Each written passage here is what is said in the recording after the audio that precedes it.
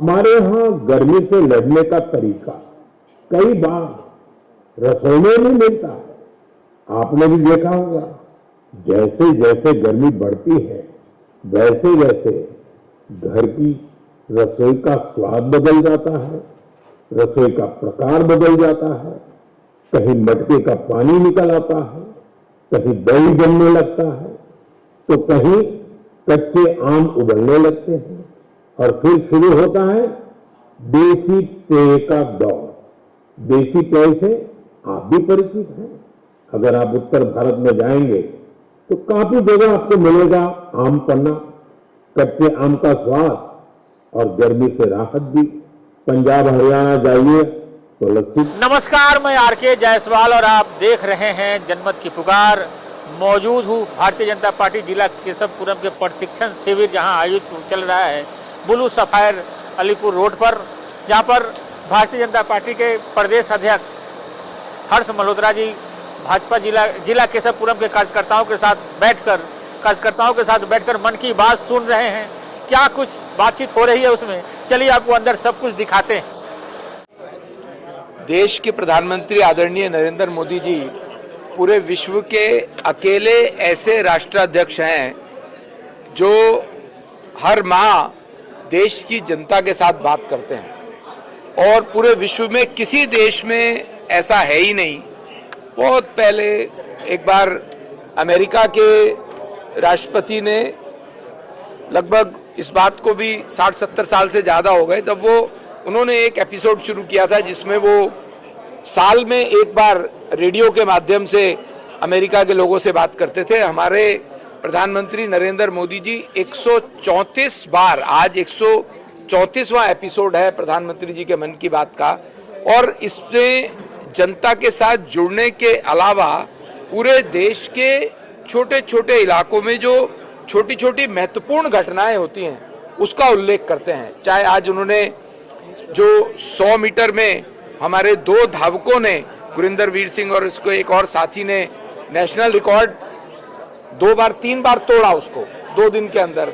जहां आप सोचिए एक छोटी सी बात, आम गर्मी को दूर करने के लिए जो हमारा स्थानीय देसी कूलेंट्स हैं, चाहे वो आम पन्ना हो, चाहे वो कोकन का जूस हो, बेल पत्थर का जूस हो, लेकिन वो साथ साथ हमारी इकोनॉमी के भी बड़े घटक हैं।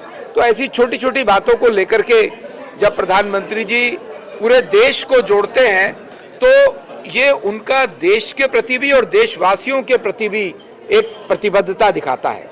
तो ये मन की बात के जो एपिसोड हैं, मैं समझता हूँ आज ये ऐसा इवेंट बन गया है पूरे देश में कि हर व्यक्ति जो एक समय रामायण को देखा करते थे, आज मन की बात को मास के अंतिम रविवार में प्रधानमंत्री जी को सुनने के लिए पूरा देश इकट्ठा होता है। बहुत बहुत धन्यवाद।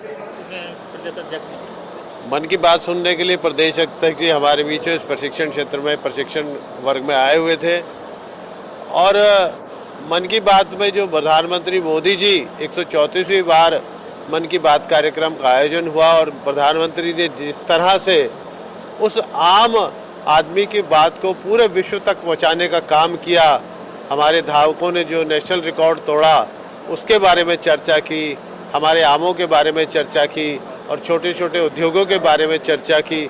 उसके साथ साथ हमारे जो देसी ड्रिंक हैं गर्मियों में उनके बारे में चर्चा की। तो ये एपिसोड निश्चित तौर पर बड़ा ही एक जानकारी वाला विषय रहता है। छोटी छोटी जगहों के बारे में जब प्रधानमंत्री जी चर्चा करते हैं तो वो जगहें विशेष हो जाती है।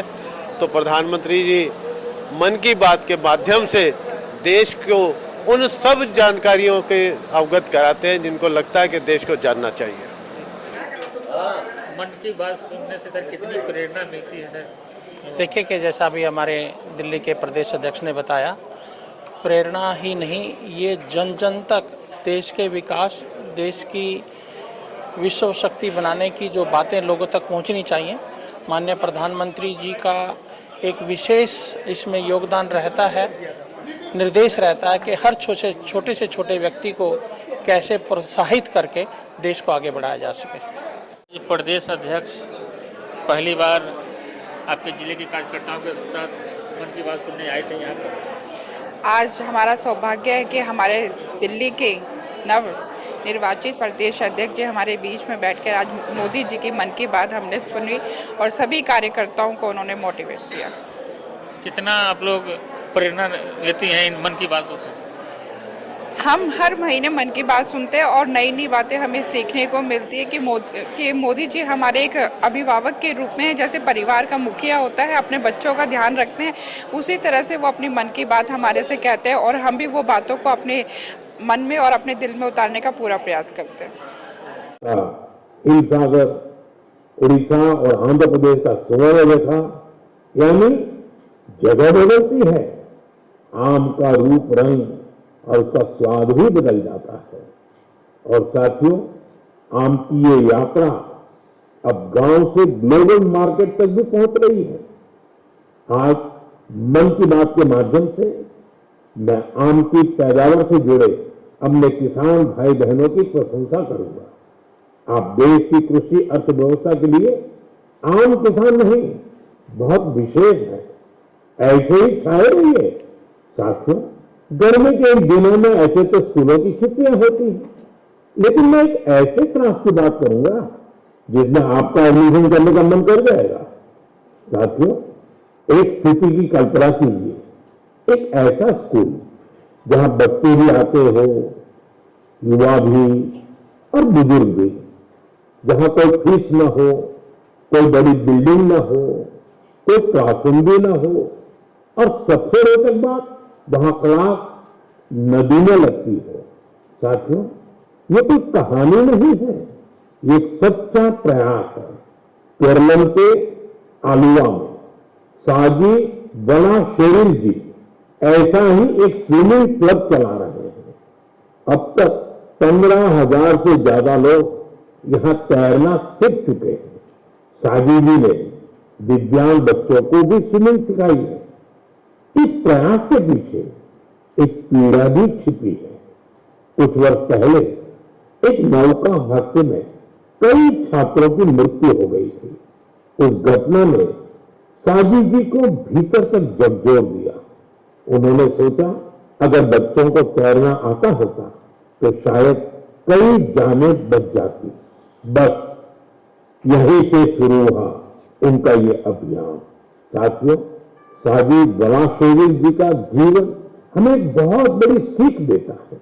सेवा करने के लिए बहुत बड़े साधन जरूरी नहीं होते, जरूरी होता है एक अच्छा इरादा और लगातार किया गया प्रयास। इन्हीं के दम पर हजारों लोगों के जीवन में बदलाव लाया जा सकता है।